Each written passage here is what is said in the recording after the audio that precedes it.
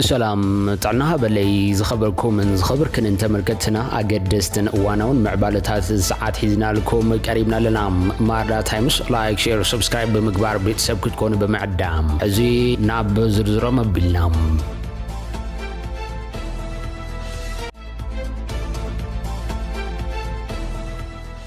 بفلمام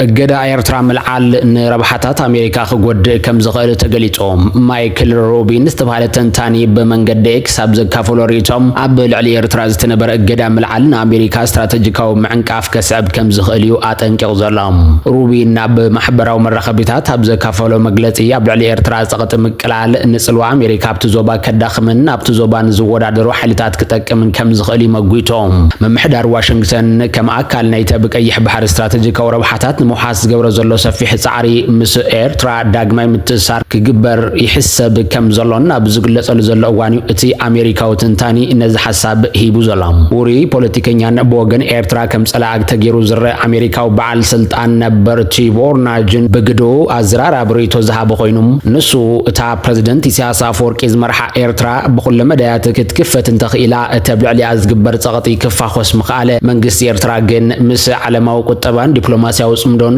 ዝተኣሳሰር ዝምድናታት ዘይፈቱ ቀይናን መሪሕነቲ ክብል ዘሊፍዎ ዘሎም ኣብዚ ቅንያት ኣሜሪካ ኣብ ልዕሊ ኤርትራ ቢራቶ ዝነበረት እገዳ ብምልዓል ዝምድናኣ ናብ ንቦር ክትመልሶ መደብ ሒዛ ብዕቱብ ትንቀሳቐስ ከም ዘላ ክግለጽ ቀኒ ኢሎም መስርሕ ምሕዳስ ዝምድና ክልቴን ሃገራት ናይቲ ክብለ ጠቕና በለ ዝኸይድ ጸንሐ ምዃኑ ዝግለጽ ዲፕሎማሲያዊ ምንቅስቓስ መቐጸልታ ኮይኑ እቲ ዝርአ ዘሎ ምንቅስቓስ እቲ ኣመናት ሃዋሲ ኩናት ኢራን ዝፈጥሮ ጸጥታውን ፖለቲካውን ቁጠባውን ቅልውላው ዝደረኸ ኮይኑ ነቲ ዜና ፈለማ ዘርግሐ ስሙ የአሜሪካው መጽሔት ዎል ስትሪት ጆርናል መልኪቱ ነሪኦም በሰንኪ ዕጽዋ መጻብ በሆርሙዝ በኢራን ድሓር ድማ ኣብ ልዕሊ ኢራን ጸቕጢ ንክትፈጥር ክትብል ኣብቲ መጻብ ዝዋፈረቶ ኃይል ባሕራ ነቲ ኩነታት መሊሱ የጋዲድዎ ዘሎም እዚ ያቦሽ መጥፋርስ ተፈጠረ ኩነታት ኣብ ከባቦሽ መጽዓደን ቀይሕ ባሕሪ መጻብ ባቤል መንደብ ከይድገም ዝሰገት አሜሪካ ነቲ ምስ ኤርትራ ወጢናቶ ጸንሐት መሚሓሽ ዝምድና ከተቀላጥፎ ከም ዝተገደደት ይዝንገር ዘሎም እዚ ቀዳማይ ዘመነ ስልጣን ትራምፕ ወን ተፈቲኑ ዝነበረ መሚሓሽ ዝምድና ኤርትራ አሜሪካ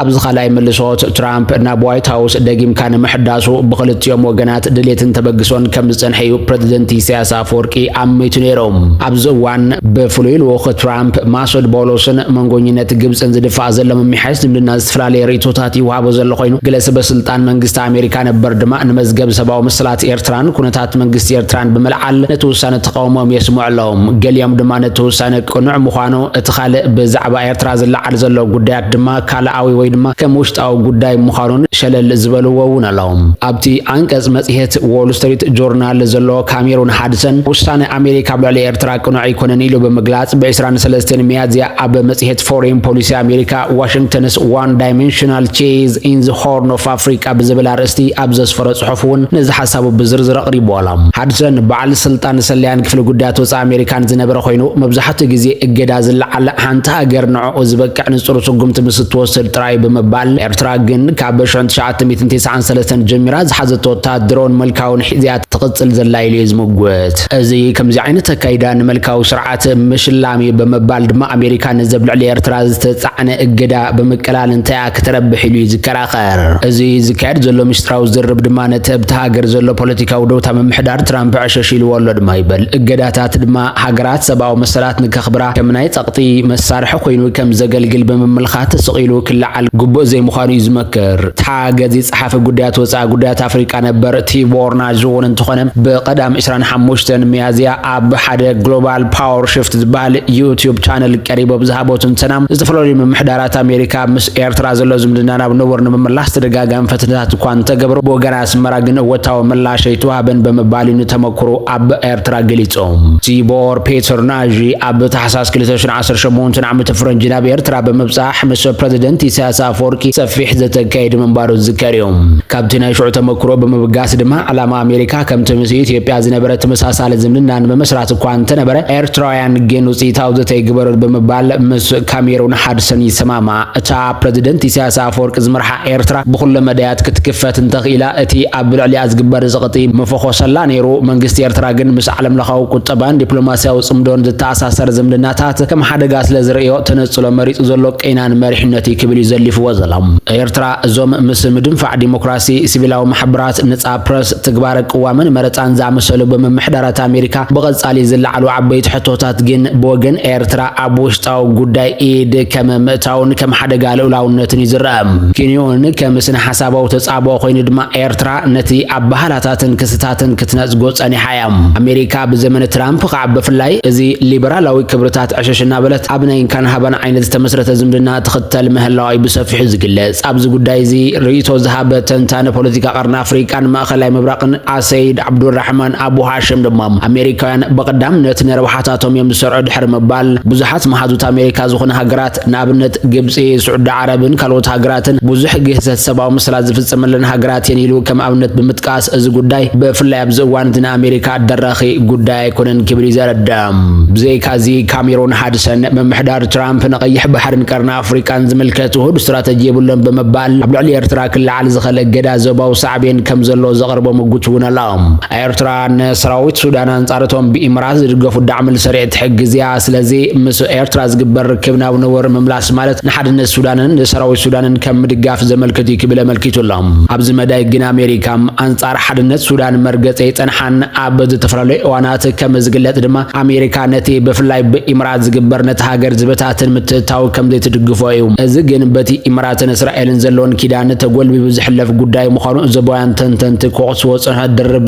መለክዕታት ኣሜሪካ እዮም በመሰረታት ተናትና ካሜሮን ሓድሰን ነዚ ዝምድና ኣሜሪካን ኤርትራን ትቀላጥፍ ዘላ ግብፂ ኣብ ጉዳይ ሱዳን ምስ ኤርትራ ዝደጋገፋ ምዃነን ዝእምት ኮይኑ ግብፂ ንባዕላ እውን ኣብ ጉዳይ ግድብ ህዳሴ ኢትዮጵያ ጸቕጢ ምግባር ሓዊሱ ንናይ ገዛ ርእሳ ኣጀንዳ ከገልግላይ ብምባል ነቲ ዝተኣሳሰረ ኩነታት ናይቲ ጉዳይ ልዕሊ ዝከራኸር ግብፂ ኣብ ጸጥታ ባብኤል መንደብ ረብሓታት ስለ ዘለዋ መምሕያሽ ዝምድና ኣሜሪካን ኤርትራን ብቢልካ ምውሓስ ጸጥታ እቲ ዞባ ዓብዪ ቁጠባዊ ረብሓ ስለ ዝህባ ምዃኑ እዩ ድማ ኣቡ ሃሽም ዝከራኸር ግብፂ ኣብ ቀይሕ ባሕሪ ናይ ገዛ ርእሳ ስትራቴጂካዊ ቁጠባዊ ረብሓታት ኣለዋ ምኽንያቱ እቲ ብመትረብ ስዊዝ ናይ ዝሓልፋ መራኽቢ እትረኽቦ ኣታዊ ኣብ ቁጠባ ዓብዪ እታወት ስለ ዘሎ እዚ ክህሰት ትደልንያ ስለዚ ባብኤል መንደብ ኣብ ሓደጋ ወዲቑ ማለት እቲ ሃገር ኣብ ቁጠባዊ ሓደጋ ወዲቓ ከም ዘላ ድማ እዩ ዘመልክት ኢሎም ስለዚ ይብል ኣቡ ሃሽም ግብፂ ነዚ ስትራቴጂካዊ ረብሓታት ተውሕሰሉ መንገዲ ምስ ኤርትራን ጅቡትን ብምትሕብባር እዩ ምኽንያቱ የመን ኣብዚ እዋን ወይ ምስ ኢራን ወይ ድማ መንግስቲ ኣልቦያ ኮይና ዘላ ብምባል እቲ ጉዳይ ናይ ግብፂ ናይ ገዛ ርእሳ ረብሓታት ስለ ዘለዎ ድማ ይብል ብኻልእ መዳይ ድማ ግብፂ ምስ ኤርትራ ድልዱል ዝምድናን ኪዳን ጸኒሕዋ እዩ ኣብቲ ዝጸንሐ ኪዳን ቁሩብ ዘልሓጥሓጥ ዝበለ መንግስቲ ሶማልያ እዩ ግብፂ ግን ናብቲ ዝመስረቶ ኪዳን ጸኒዓ ትቕጽል ዘላ ድማ ኢሎም እዚ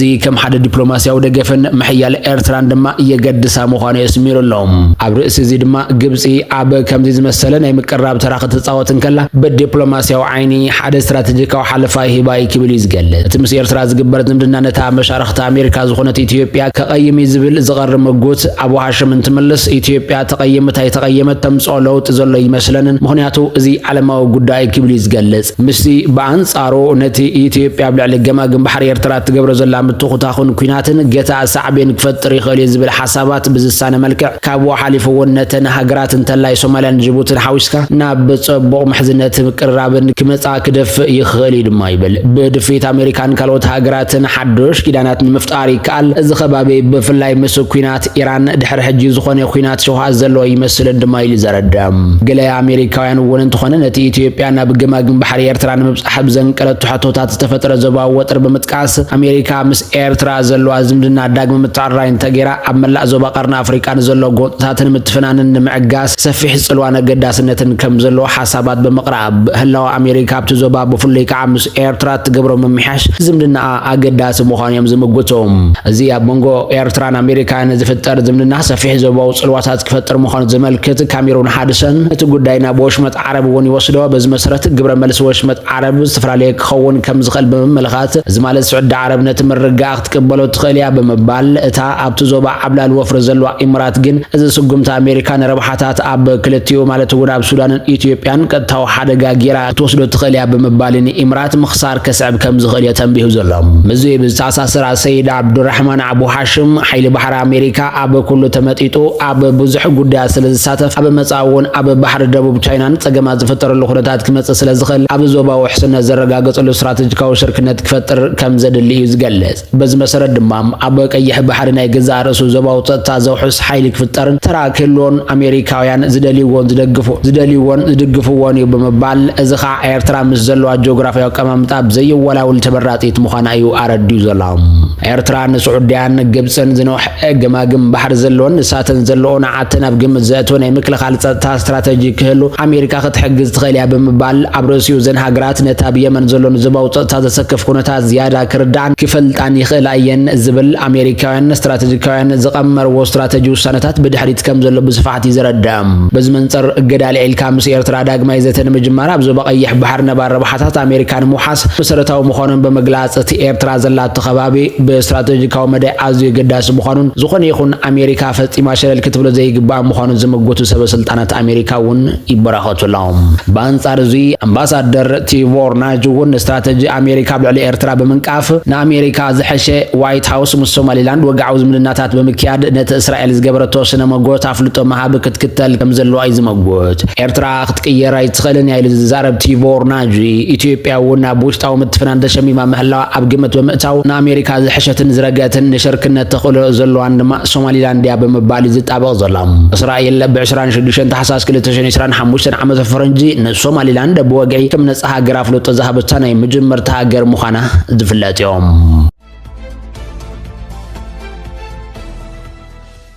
ሓበሬታና ይቕፅለሎም ኢትዮጵያ ኣብ መንጎ ብዙሓት ዕጡቋት ሓይልታት ተወጢራ ንማእኸላይ መንግስቲ ካብ ብምሉእ ቁፅጥር ወፃኢ ይኸውን ከም ዘሎ ተሓቢሩ ኣብ ቀርኒ ኣፍሪቃ ንልዕላውነት ሃገር ዝገልጽ ሓደ መንግስቲ ሓደ ሰራዊት ዝብል መትከል ካብ ዝፅንሰ ሓሳብ ሓሊፉ ኣብ ባይታ ክትግበር ብኸቢድ ይብዳህ ከም ዘሎ ዝፍለጥ ኮይኑ እዚ ዞባ እዚ ብዙሕነት ሓይልታት ኣብ ዝነገሰሉ ፖለቲካዊ ስልጣን ድማ ብኣፈ ሻምበቆ ብረት ዝዕቀነሉ መድረኽ በፂሑ ከም ዘሎ ብዙሓት ይምግቶም እዚ ተርእዮ እዚ ኣብ ማእኸላይ መንግስቲ ናብ ፖለቲካዊ ማእኸል ተገሊልና ዝብሉ ዘለዉ ዘይተፈትሐ ታሪኻዊ ጎንፅታት ዝምንጩ ምዃኑ ተንተንቲ ይሕብሮም መንግስታት ነቲ ፍትሓዊ ምክፋል ስልጣን ዝጠለብ ሕቶታት በለዘብ ኣብ ክንዲ ምፍታሕ ንገዛ ርእሶም ጎድናዊ ዕጡቋት ብምፍጣር ስልጣኖም ንምክልኻል ስለ ዝፈተኑ ሎሚ እቲ ምስሓብ ንህላወ ዘን ሃገራት ኣብ ከቢድ ሓደጋ ኣትይወሎም እዚ ሓደ ውጥረት ሓይልታት ዘስዓቦ ሰብኣዊ ዕንወት ድማ ኣዝዩ መሪር ከም ዝኾነ እዩ ዝሕበር ዘሎ ኣብ ሱዳን ካብ ሚያዝያ 2023 ጀሚሩ ኣብ መንጎ ስሩዕ ሰራዊትን ዳዕመል ሰሪዕን ብዝተወልዐ ኩናት 10 ሚልዮን ዜጋታት ተመዛቢሎም እቲ ሃገር ብተዛማዲ ስልጦን ፖለቲካዊ ባህሊ ዝፀንሓ ካርቱም ድማ ኣብ ታሪኽ ርያቶ ዘይተፈለጥ ዕንወት በፂሕዋሎም ኣብ ኢትዮጵያ ብተመሳሳሊ እቲ ኣብ ኩናት ትግራይ ሂወታ ማዕተ ሸሓስ ዘቐዘፈ ክኸውን እንከሎ ሕጂ ድማ ብክልላት ኣምሓራን ኦሮምያን ዝካየድ ዘሎ ኩናት ንህዝቢ ኣብ ከቢድ ስጋት ሸሚምዎሎም ደቡብ ሱዳን በተመሳሳሊ ካብ 2013 ጀሚሩ ዝተወልዐ ኩናት ሓድሕድ 400,000 ሂወት ሰብ ጠፊኡ ክሳብ ሎሚ ድማ ሚልዮናት ዜጋታት ብጥሜትን ስደትን ይሳቀየሎም ኣብ ኢትዮጵያ በተመሳሳሊ በዝመስል ውጥጥ ሓይልታት ዝረአ ዘሎ ኮይኑ ቀዳማይ ሚኒስትር አብይ አሕመድ ኣብ 2010 ናብ ስልጣን መስመጽ ዳርጋ ኩሎም ሓይልታት ናብቲ ሃገር ብምዕዳም ምስ ኤርትራ ውዕሊ ሰላም ብምፍራም ተስፋ ዝህብ ጀሚሩ ነይሩ ኖቤል ሰላም ክሳብ ምሽላም እውን በቂዮም እንተኾነ ፖለቲካዊ መድረኽ ኢትዮጵያና ፀበበ ዝተፈላለዩ ሓይልታት ዳግማይ ተደፍዮም ካብ ማእኸል ክርሕቁ ተራእዮም ገለ እውን ክሳብ ዕጥቃዊ ቃልሲ ናብ ምኻድ በፂሖም ኣሎም ሕወሓት ካብ ማእኸል ኢትዮጵያ ናብ መቐለ ተጠቕሊሉ ድሕሪ ምኻዱ ኣብ ሕዳር 2013 ተወልዐ ኩናት ናብ ክልል ኣምሓራን ካልኦት ከባቢታት ነስፋሕፍሑ ኣብ ውዕሊ ፕሪቶርያ ከም መፍትሒ ዝተቐመጠ ግዝያዊ ምሕዳር ትግራይ እውን ኣብ ተኸለለ ዝተፈላለዩ ሓይልታት ክፍጠሩ ገይሩ ግዝያዊ ምሕዳርን ውድብ ሕወሓትን ሰራዊት ትግራይን ዝበሃሉ ሓይልታት ብተወሳኺ ኣብ ክልል ዓፋር ዝተኣኻኸበ ዕጡቕ ሓይሊ እውን ተፈጢሩ እዮም እቲ ግዝያዊ ምሕዳር ብጀነራል ታደሰ ወረደ ይምራሕ እኳ እንተሃሎ ኣብ መንጎ እቲ ምምሕዳርን ብዶክተር ደብረጽዮን ገብረ ሚካኤል ዝምራሕ ውድብ ሕወሓትን ዘሎ ፍልልይ ነቲ ክልል ብኣብዝሓ ኣብ ክልተ ፖለቲካዊ ማእኸል ኣትይዎሎም ኣብ ክልላት ኣምሓራን ኦሮምያን ዘሎ ኩነታት እውን ብተመሳሳሊ መንግስቲ ኣብ ልዕሊ ዕጡቋት ሓይልታት ፋኖን ኦላን ምሉእ ቁፅጥር ስለ ዘይብሉ ሃገራዊ ምርጋእ ክመጽእ ይከኣልን ዘሎም ተንታኒ ፖለቲካ ክራይሲስ ግሩፕ ዝኾነ ዊልያም ዴቪድሰን ኢትዮጵያ ኣብ መንጎ ብዙሓት ዕጡቋት ሓይልታት ተወጢራ ትርከብ እዚ ድማ ንማእኸላይ መንግስቲ ኣብ ኩለን ክልላት ምሉእ ቁፅጥር ንኸይህልዎ ገይርዎ ኣሎ ክብል ንኣሶሽየትድ ፕሬስ ይሓቢሩ ዘሎም ኤርትራ ብኣንጻር እዚ ኣብ ጎረባብታ ዝረአ ዘሎ ምስሓብ ናይ ብዙሓት ዕጡቋት ሓይልታት ዝሐሸ ዝተማእኸለ ሰራዊት እዩ ዘለዋ እዚ ሃገር ብዙሕ ውሽጣዊ ፀገማት እኳ እንተለዋ እቲ ዘለዋ ፅኑዕ ማእኸላይ ቁፅጥር ግን ኣብቲ ዞባዊ ፖለቲካዊ ስትራቴጂካዊት ተዋሳኢት ኮይና ክትቅልቀል ዕድል ከም ዝሃባ እዩ ዝግለጽ ብድሕሪ ኩናት ኢትዮ ኤርትራ በሰንኪ ሰዓብ ሃዋሁ ኣይሰላማዊ ኩናት ካብ መፋርቅ 2012 ኣትሒዙ ብብርጋዴር ጀነራል ክፍላይ ማንጁስ ዝምራሕ ካብ ምድብ ሰራዊት ዝተፈለየ ህዝባዊ ሰራዊት ዝበሃል ቆይሙ ነይሩ እዮም ኣብ ልዕሊ ኣባላት ሓይልታት ምክልኻል ኤርትራ ስምዒታት ኣሕዲሩ ነይሩ ገለ ተንተንቲ ድማ ነቲ ብስርሒት ፎርቶ ዝፍለጥ ምንቅስቓስ ምስኦት ተሓሒዞም ይገልጽዎ እዮም እንተኾነ ብዙሕ ከይጸንሐ ኣብ ትሕቲ ምድብ ሰራዊት ከም ዝኣቱ ተገይሩ እዮም ኣብ ቀርኒ ኣፍሪቃ ዝካየድ ዘሎ ፖለቲካዊ ምስሓብ ድማ ካብ ዝፅልዋ ኤርትራ ናፃ ከም ዘይኮነ እዩ ዝግለጽ ዘሎም እዝሎም የመላቀርና አፍሪካ ዝረዘሎም መስሓብ ኃይልታት መፍራስ ተከላተን እንተ ዘይተዓጊቱ እቲ ሶማላውነት ወይ ድማ ሶማላይዜሽን ተባሂሉ ጽዋዕ ናይ ብትታን ሓደጋ ካብ ካርቱም ክሳብ አዲስ አበባ ክዝርጋሕ ይኽእል እዩ ምሁራት ፖለቲካ ድማ እዚ ዝተሓለኸ ፖለቲካዊ መጻወድያ ብኸመይ ክፍታሕ ከም ዝኽእል ዝተፈላለዩ ርእቶታት የቕርቦም ተንታኒ ፖለቲካ ቀርና አፍሪካ አሌክስ ዲዋል ብግዶ ቀንዲ ብድሆና ይዘን ሃገራት እቲ ፖለቲካዊ ዕዳጋ ይብልሞ ኣብዚ ዕዳጋ እዚ ሰላም ዝሽየጥን ዝዕደግን ሸቐጥ ኮይኑሎ ድማ ይብል ምሁራት ከም ዝትንትንዎ ሓንቲ ሃገር ሉላዊት ያ ክትበሃል ትኽእል ኩሉ ዕጡቕ ሓይሊ ኣብ ትሕቲ ሓደ ማእከላይ መንግስትን ሕጋዊ ትካል ምስ ዝጥመር ጥራይ ድማ ኢሎም ስለዝኾነ ድማ እዚ ቀዳማይ መፍትሒ ጎድናውያን ዕጡቓት ሓይልታት ሙሉእ ብሙሉእ ናብ ሓደ ሃገራዊ ሰራዊት ዝጽምበርሉ ወታደራዊ ውህደት ክኸውን ከሎ እዚ ድማ ካብ ጽልዋ ውልቀ መራሕቲ ነፃ ዝኸውን እዮም ብተወሳኺ ፖለቲካዊ ፍልልያት ብዘተን ህዝባዊ ተሳትፎን ጥራይ ክፈትሑ ከም ዘሎም ዝእምቱ ተንተንቲ ስልጣን ካብ ውልቀ ሰባት ናብ ድልዱላት ዲሞክራሲያዊ ትካላት ክሰጋገረሎ እዚ ምዘይኸውን ግን ስምምዕ ሰላም ንግዚኡ ተኽሲ ንምቁራጽ ጥራይ ዝጥቀምሉ ግዚያውያን እዮም በመባልዮም ዝጠንቀቖም ብሓፈሻ ቀርና አፍሪካ ካብ ዝዑደት ኩናት ክትወፅእ እንተኮይና ብረት ዘይኮነስ ሕጊ ዝነግሰሉ ስርዓት ክትሃንጽ ኣለዋ እዚ መሰረታዊ ብዙሕነት ሓይልታት ብትካላዊ መንገዲ እንተዘይተፈቲሑ እቲ ሓደጋ ቀጻሊ ስጋኣት ተዞባ ኮይኑ ክተርፍ ከም ዝኽእል እዮም ተንተንቲ ዝሕብሩ ዘለዎም ዝኸበርኩምን ዝኸበርክንን ተመልከትና ኣገደስቲ ሓበሬታታት ሰዓት ዞም ክትከታተልዎም ጽናሕኹም ይመስሉ ነይሮም ኣብ ዝቕጽል ብሓድሽ ምዕባለታት ንራኸብ ክኸውን ይውሰሰናይ ትመኒናልኩም